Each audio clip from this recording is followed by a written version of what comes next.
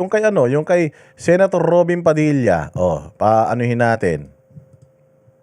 Po, University ng Juris Doctor po. Okay.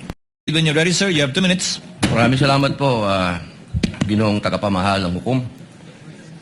Meron lang po ako mga tanong. Maiksi lang po ito. Saan po kayo pinanganak? Sa Nueva Ecija po, Your Honor. Nueva Ecija. Opo. Saan po kayo nakatira ngayon? Sa Manila po. Manila. Saan po kayo nag-aral? Central Luzon State University po, ng accountancy. And then, Saan Arellano po, University ng Juris Doctor po. Okay. Saan po kayo nakaikot na sa bansa natin? Nakaikot na po ba kayo ng Mindanao, sa Bicol? Marami na po akong naikutan. Hindi ko na po maalala lahat, Your Honor. Opo. Kayo po ba ay nakarating na sa BARM? Yes po, Your Honor. Opo. Saan po sa BARM? Sa Sulu? Sa Basilan? Maguindanao? Hindi niyo po matandaan? Hindi Maubos ko po po yung oras ko. matandaan, Your Honor, kung saan. Bicol po. Nakaikot na po kayo sa Bicol? Yes po, Your Honor. Saan po sa Bicol? Sa Camarines Norte? Sa Camarines Sur po. Sur. Sa Norte, hindi pa po. Hindi ko po maalala kung... Nakaikot na po kayo sa mga bundok. Saan po, Your Honor? Mga bundok. Yes po, Your Honor. Nakita niyo na po ba ang pangangailangan ng mga tao sa malayong lugar? Katulad ng gamot. Katulad po ng pagkain. Wala naman po akong na-observe, Your Honor. Ayun, wala. Hindi po kayo exposed. Exposed po ba kayo sa threat ng terrorism sa bansa natin? Nabalitaan niyo po ba ang ISIS, ang NPA, ang Abu Sayyaf? Ito, maganda ng mga tanong ni Robin. Sabi niyo, bobo si Robin. Ang gaganda ng mga tanong ni Robin dito. Klaro yung mga tanong niya rito. So, ikaw, sir, since nag-analyze ka or sabi kasi niya dito, nag-iimbestiga. Hindi po ako nag-iimbestiga, nag-audit lang po. Sige, since nag-audit ka ng tungkol sa mga confidential funds, so meron ka bang background sa confidential gathering? May background ka ba sa military? May background ka ba sa ganito? So ilang beses na natin pinakita dito sa hearing na to. Alam niyo kung ano na-expose sa hearing ng impeachment? Incompetent yung mga nasa gobyerno. Yung mga nasa NBI, incompetent. Incompetent yung unang forensic, daw yun? Data forensic daw yun. Information technology data forensic expert daw yun. Paano naging data forensic expert yung 2 linggo lang nag-training? So ibig sabihin, yung data forensic expert nila, pulpul. Pulpul. Tapos ito, taga-COA, nag-audit ng mga confidential funds. Wala siyang alam sa mga confidential activities, intelligence activities. Mga intelligence community, hindi siya exposed wala siyang hindi siya naging pulis, sundalo. Hindi siya naging member ng uniformed military personnel. So ibig sabihin, wala siyang alam. Kaya hindi niya alam yung mga papaano ba yung operasyon ng mga asset, papaano ba dinideploy yan, anong information yung kinukuha. Ibig sabihin, wala siyang alam. Ang ganda ng mga banat mga tanong ni Robin sa kanya dito, in-expose talaga na utoy. Utoy, bata ka pa, toy. Wala ka experience. Ilang taong ka pa, wala ka mang 40 pa. Ilang taong ka pa lang. Pucha, hindi ka ganun. Yung experience mo kulang pa. Maaring magaling ka sa trabaho mo, pero utoy. Ano ka pa? Supot ka pa. Hindi ka pa tuli. Exposed po ba kayo doon sa mga balita? Sa news po, may Sa mga news. nabalitaan po ako, Your Honor. Opo. Alam niyo po ba na kung gaano nakagrabe ang terrorism? Wala po akong threshold, Your Honor, to determine that. Wala po. Pero kayo po ang humahawak ng investigasyon patungkol sa confidential fund. Tama po ba? Hindi po siya investigation, evaluation po. Evaluation. Ako, tama-tama. Ibig po sabihin, kahapon po, Di ba? Mas mabigat yun. Hindi investigation, evaluation. Paano mo ini-evaluate yung isang bagay na wala kang alam, wala kang background, wala kang history, wala kang experience? How can you evaluate kung evaluator ka? Halimbawa, sabi ko nga sa inyo, may sira yung yung kubeta ko. Yung etchas ko imbis na palubog pa ibabaw. Sinong tatawagin ko? Siyempre yung expert sa plumbing, hindi yung expert na electrician. Ngayon, dito sa usapin, mga bossing ng confidential activities, confidential funds. Paano mo ngayon i-distinguish, ma-evaluate whether successful yung intelligence gathering kung wala ka namang intelligence gathering background? Incompetent. So naglagay ang COA ng auditor na incompetent doon sa posisyon or yung mga functions na ginagampanan niya. Ganyan kabulok ang Pilipinas. Pumunta ka sa FBI. Pumunta ka sa FBI. Pag sinabi mong Cybercrime Division ng FBI, pucha, mga hacker talaga yun. Mga data center hacker, programmer, tawag dyan? Mga, mga scientist, mga hayop na yan. Pag pumunta ka sa division ng FBI, dito sila sa, halimbawa sa, naman sila, yung mga human trafficking, pucha na, lahat yung mga yan, expert. Meron pa silang mga asset na mga dating, di ba, nakita nyo si Frank Abagnale doon sa Catch Me If You Can. Sa fraud, hindi ba? Anong ginawa nila kay Frank Abagnale? Kinuha nila, si Frank Abagnale yung magaling mag-forge, magpeke ng mga cheque. True to life to sa Amerika. Siya yung pinakamagaling magpeke, para siyang taga-recto. Pucha, nagagawa niya, nai-encash niya yung mga pera. Dumami yung pera niya, yumaman siya. Ngayon, merong isang agency na nakafocus sa kanya. Pucha, hinahunting siya. Nung nahuli siya, anong ginawa kay Frank Abagnale? Di ba ginawa siyang consultant ng FBI para mahuli ang lahat ng mga hayop na mga fraud o mga check fraud diyan sa Amerika. Naging successful dahil si Frank Abagnale may experience siya.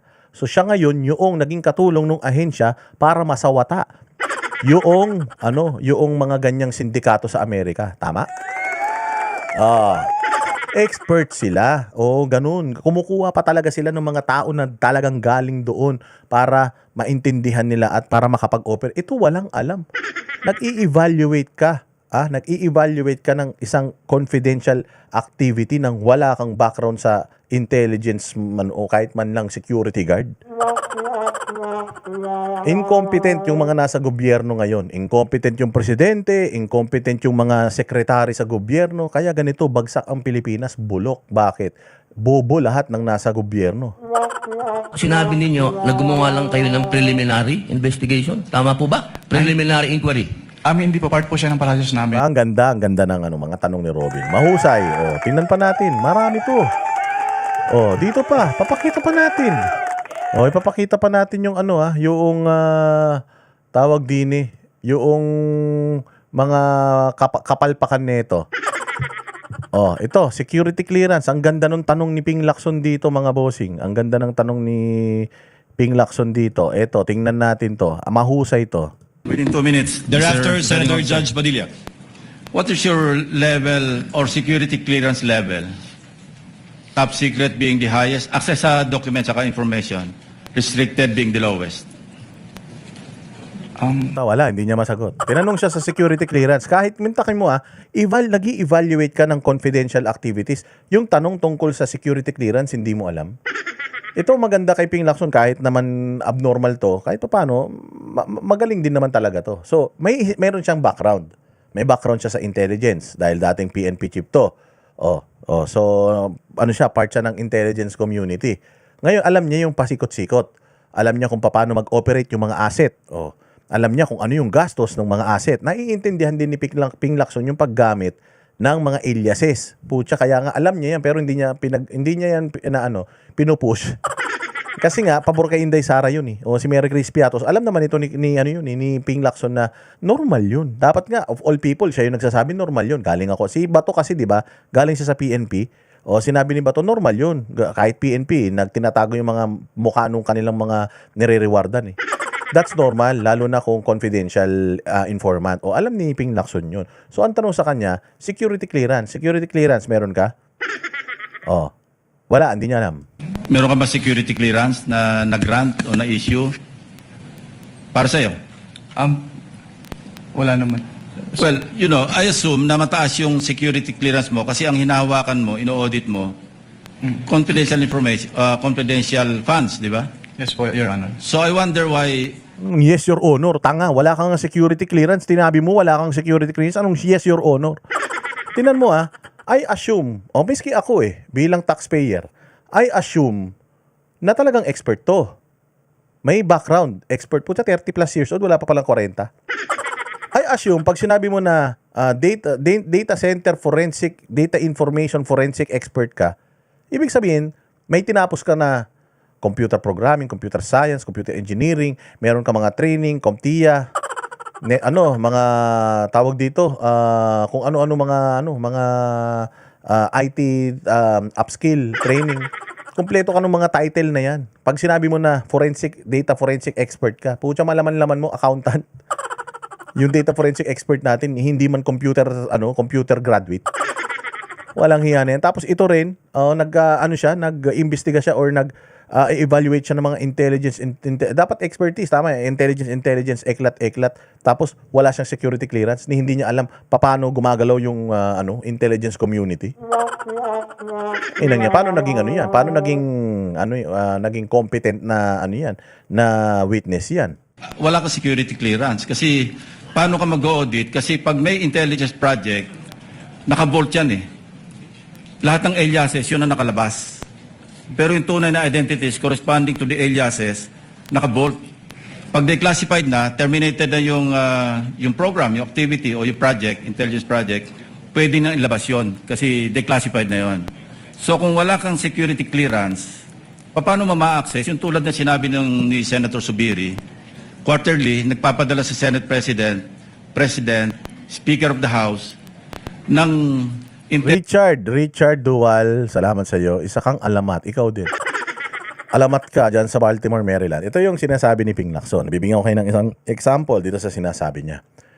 Yung operations kay Bin Laden, kay Osama Bin Laden, habang nag-ooperate yan, mga bossing, may nakakaalam yan? Wala. Ang nakakaalam yan, presidente, yung defense minister, yun lang ilan lang ang nakakaalam yan. Walang nakakaalam na iba.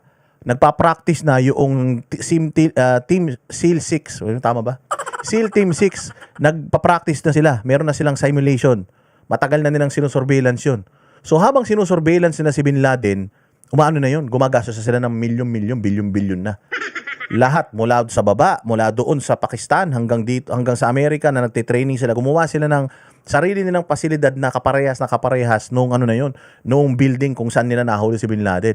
Ilang buwan na nilang pinapractice yung paano sila papasok, saan nila kukunin, saan sila lalabas, paano sila lalabas, pinapractice na nila yun. Araw-araw gumagastos na ng napakalaking pera.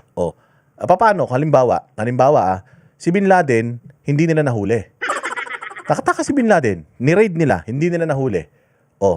Anong gagawin mo? Gumastos na tayo. Nag-practice na tayo. Ilang buwan tayo nag-practice, kumuha pa tayo ng building katulad nila. So may gastos na doon, may pera na ginamit. So kung paano yun? Halimbawa, si Bin Laden, hindi natin nahuli doon sa operation. Failed, na ba yun? Failed intelligence and failed mission na ba yun? Anong gagawin sa pera na yun? So ninakaw na ba yung pera na yun nung ni Barack Obama? Ninakaw niya na yung pera. Hindi, gumastos na tayo kahit na hindi maging successful yung operation, yung intelligence gathering, the fact na lumabas na yung bahay, yung asset na yan, nagkape, nagsigarilyo, naghotel, gumastos na tayo dyan. Sasabihin niya, kailangan nilang ibigay sa amin yung accomplishment report, na-accomplish ba nila yan? Gago. Paano nga, kung halimbawa si Osama Bin Laden nakatakas, hindi na na-accomplish yung mission nila, kailangan nila ibalik yung pera? Tama? So ibig sabihin, gumagastos na tayo ng pera kahit na hindi pa man tapos yung operasyon. Madam Sean, ang galing ni Senator Ping dito. Ang galing ni Ping dito. Kasi nga, experienced siya dyan may alaman to. Matinuman yan si Ping noon. Ngayon lang naman naging gago yan. Dati naman matinu yan. Maayos man na tao yan. Ngayon lang naman naging maligno yan .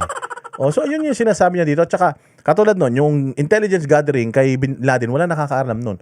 Nung nahuli si Bin Laden, napatay si Bin Laden, binagsak na nila, inilabas na nila yung mga impormasyon, paano nila inoperate, magkano yung ginastos, paano sila pumasok, paano sila lumabas.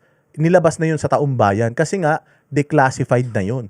Kasi nga successful na yung operation na yun. Ganun yun. So, kung ikaw wala kang security clearance, hindi mo malalaman kung ano yung ginagawa ng mga tao na yun.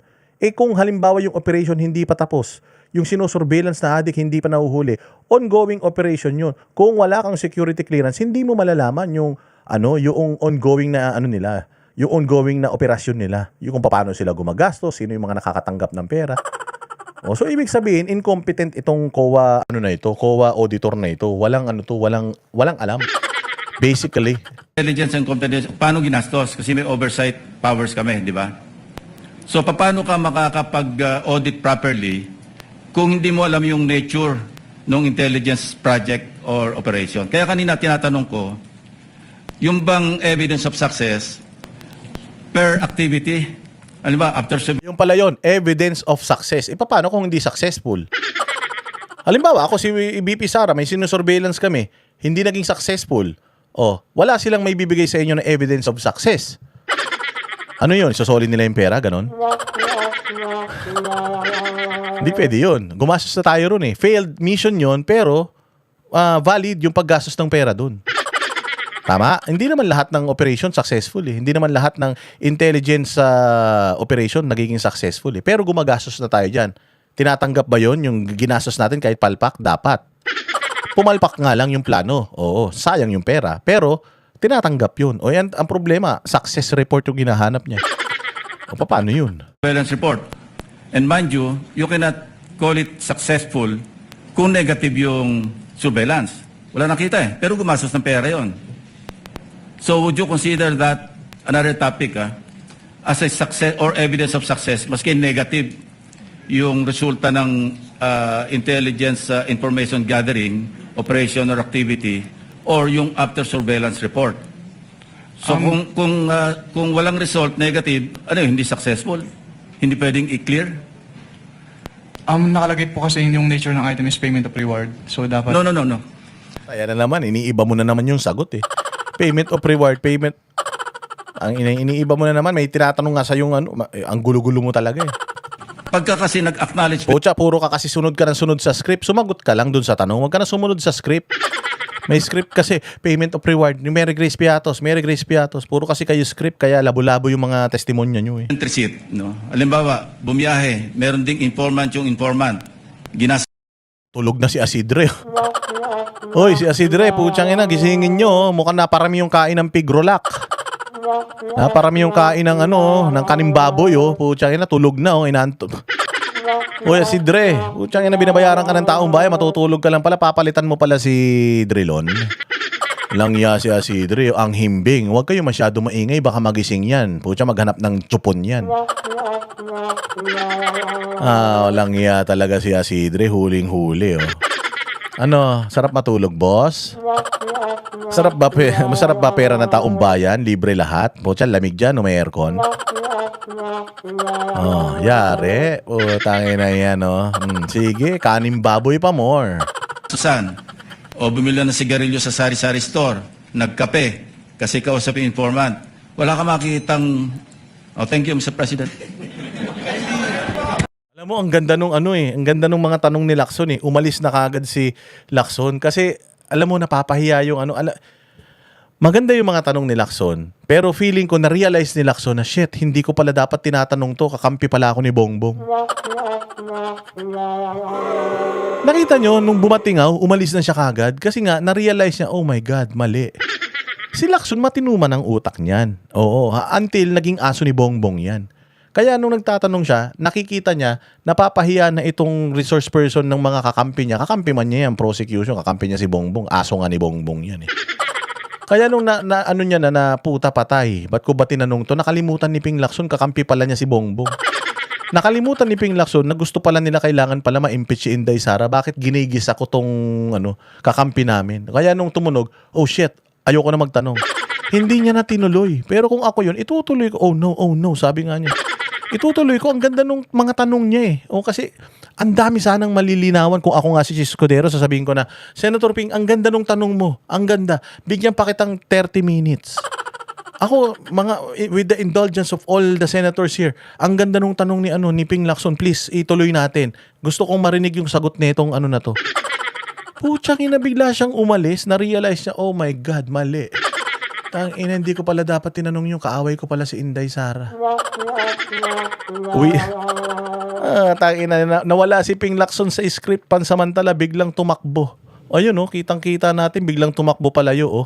Ayan Acknowledgement receipt, no? Halimbawa, bumiyahe, meron ding informant yung informant. Kasi nakita ko na naman si Asidre, tulog na tulog, ang sarap Ginasusan, o bumili ng sigarilyo sa sari-sari store, nagkape, kasi kausapin informant. Wala ka makitang, thank you, Mr. President. Kindly wind up, Senator Lacson. Pati ako nabitin eh. Hindi, tinuloy niya pero hindi pa rin niya na ituloy ng maayos, hindi pa rin na idiin. You may just respond na lang. We'll wait for your answer. O JD8898, salamat sa iyo. Lady ba yan, JD? Ay, sorry po. pwedeng pa ulit. Ulitin ko hindi lahat ng after surveillance report successful. Negative wala nakita, pero gumastos. Oh.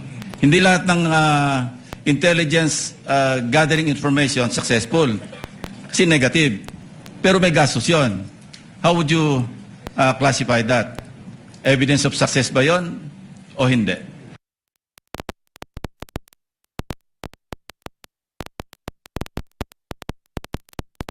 Terminated yung project, saka ilalabas yun. Nandun lahat yung mga tunay na pangalan ng mga aliases. Opo. Kumuha ka ng security clearance. Ay, yun na lang sabi ni Ping Lacson, kumuha ka ng security clearance. Pucha, wala kang alam. Wala kang alam, wala kang training, wala kang capabilities, tapos nag-i-evaluate ka ng nag-i-evaluate ka. Kumuha ka ng security clearance para at least kahit papano alam mo yung mga pinagsasasabi mo rito, hindi puro katang isip mo lang. Puro ka kasinungalingan. Oh, kaya ito ang ganda ng sumunod sa kanya si Robin Padilla. Ang ganda ulit ng mga tanong ni Robin. Pasok. Wala nga rin. Maraming salamat po, Ginoong Tagapamahal ng Hukom. Susundan ko lang po yung mga tanong ko kanina, kabayan, Nueva Okay, Ecija. Opo. Yung una pong cheque ay 125 million December 20, 2022. Tama po ba? Yes po, Your Honor. Opo. Batid niyo po ba na ang founding anniversary ng CPP-NPA ay December 26? Wala po akong personal knowledge about that, Your Honor. Opo. Oh, wala kang personal knowledge. Hindi mo alam yun. Alam ni Robin. Ba't ikaw hindi mo alam? Dahil wala po kayong katulad ng sinabi ni Senator Lacson, wala po kayong clearance, ano? Pangalawa, second check po, 125 million, January 31, 2023, tama po? Yes po, Your Honor. Opo. Ang NPA founding anniversary po ay March 29. Batid niyo po ba yun? Wala po akong personal knowledge about Okay. that, Your Honor. Third check. Walang alam. Di mo alam. Galing ni Robin dito. Pucha, kaya pala nag-number 1 na senador to si Robin Padilla. At nag-number 1 siya ngayon sa survey. Ganito pala kasi. Yan ba yung sinasabi niyong bobo? Yan yung sinasabi niyong walang alam? Walang iya kayo. Kita niyo, ang ganda ng mga tanungan niya dito. Kayo ba alam niyo kung kailan yung mga anniversary na yan? Puta, di niyo alam yan. Bakit? Alam niyo lang kasi kayo mga congressman. Alam niyo na, yung mga makabayan, alam nila yan. Kaibigan na mga yan. Pero iba mga congressman, alam nila itong mga impormasyon na to. Hindi. Bakit? Putsang inang yan. Gusto nila magnakaw lang eh. Si Robin Padilla, alam niya yung mga dates na yan. Mahal niya ng bayang Pilipinas eh. Nakamonitor siya dyan. 125 million, April 18, 2023. Tama po ba? Hindi ko po matandaan yung date po ng cheque. May I refer po to the check po. Stopwatch, please.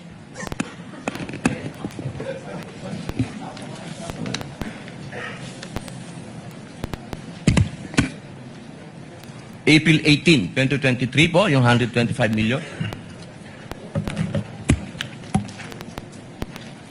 Yes po, Your Honor. Opo. Ang 50th po, golden anniversary ng NDF, National Democratic Front, ay April 24. Kaya ko po nabanggit lahat to. Ito pong mga dates na to, nung December 26, March 29, April 24, lahat po ito, walang nangyaring attack. Lahat po foiled. Wala po. For the first time, wala pong nangyaring attack. Kasi tuwing founding anniversary, may attack. Ang tanong ko po, Ginoong Kabayan, naniniwala po ba kayo na malaki ang papel ng confidential fund at confidential agent? Depende po yan sa kung ano po talaga yung mandate ng agency po, Your Honor. Alam naman po natin na Tanga talaga eh. Kung ano mandate ng agency. Parang sinasabi niya na naman dito, Department of Education yan, dapat nakafocus sila sa education. Pero ang tanong, ang Department of Education ba, allowed magkaroon ng confidential funds? Allowed ba sila? Allowed. Nakalagay sa batas yun eh. NGAs, National Government Agency. Ang DepEd ba National Government Agency? Oo. Office of the President, Office of the Vice President, National Government Agency ba yun? Oo. Nakalagay ba? Specific, NGAs except Department of Education. NGAs except. Office of the Vice President. Wala naman nakalagay na ganun. Pero kailangan yung script, mailabas nila na hindi naman po kasi yan ang primary function ng ahensya ng gobyerno na nagli-liquidate ng confidential and intelligence funds. Pero dahil nga bobo itong tao na ito, wala nga itong security clearance, hindi niya alam niyang mga yan. Gusto lang niya mag-audit, parang tanga. Pero ang linaw na sinasabi dito ni Robin Padilla, ikaw ba, opinion mo hinihingi, naniniwala ka na yung mga pera nakapigil sa mga masasamang operasyon. Kasi klaro naman sinabi naman ni Inday Sara, sinabi naman ng DepEd na ginamit nila yun para sa mga para sa paglaban sa kriminalidad at saka sa national security. Ang tanong, bawal ba? Hindi naman bawal. Bakit mo kinukulit, inuurot na depende po yan sa primary function. Primary function pero it doesn't restrict any NGAs from asking for an intelligence funds. It's up to the President, Congress, kung mag-grant sila ng intelligence funds. Kung ayaw ng Congress, kung hindi naman pala primary function ng DepEd na ang magkaroon ng confidential funds or ang mag-operate ng mga ng mga ganitong klase ng mga ng mga aktibidad, di sana hindi yan pinirmahan ng presidente. Di sana hindi yan ibinigay ng Kongreso. Kongreso nagbigay sa DepEd. Kongreso nagbigay sa sa Office of the Vice President. Ilang quarter binibigyan yung Office of the Vice President ng Confidential Intelligence Fund. Kung bawal pala yan, sana hindi sila nagbigay. Tama? Pero, kailangang sabihin niya nitong kupal na taga-COA na ito, depende po yan sa primary function. Hindi yun. Ang tanong ni Robin Padilla, do you believe na itong pera na ito, confidential funds, nakatulong, kaya hindi naka-atake itong mga NPA noong mga panahon na dapat umaatake sila? Ang sagot doon, palagay ko po, sir, kasi yun yung primary function nung pera na yun. So pwedeng oo, pwede rin pong hindi, pero mas naniniwala ako nakatulong yun. Dapat ganun. Ivy Rosena, salamat ha. Chris VA USA, salamat din sa iyo ha. O di ba? Putsang ina niyan. Ang DepEd, diyan po nanggagaling ang tinatawag naming sa Communist Party po, Meron po kasing pangkat gerilya, ang pangkat politikal. Yung pangkat politikal, yan po yung mga estudyante na nanggagaling sa mga universidad. Sang-ayon po ba kayo doon? I cannot answer that po, Your Honor. Okay. You cannot answer that kasi pabor yun kay Inday, Sara. Hindi mo sasagutin pag pabor kay Inday, pero pag pabor sa inyo, mga kupal kayo, ang bilis mo sumagot. Ang ina, tanga. Dahil wala nga po pala kayong clearance. Maraming salamat po. Wala kayong clearance, wala kayong alam, boss. Wala ka pala puro kayabang Wala ka naman palang clearance. Kami ang boses ng masa, hindi natatakot. Katotohanan lang, di kami nalulunod. Walang bahid ng sismis, lahat ay totoo. Kahit sino ka pa, pag mali ka babanatan ka. Walang pinipili kulay, wala kaming kinikilingan. Basta para sa bayan, kami lalaban. Pagtama palapakan, pag mali banatan. Di matitinag, di matatakot, para sa bayan tuloy ang sigaw. Sa harap ng kamera, walang halong takot. Mga baluktot, lahat kayo'y tutumba. Ang hustisya at totoo, yun lang ang mahalaga. Kahit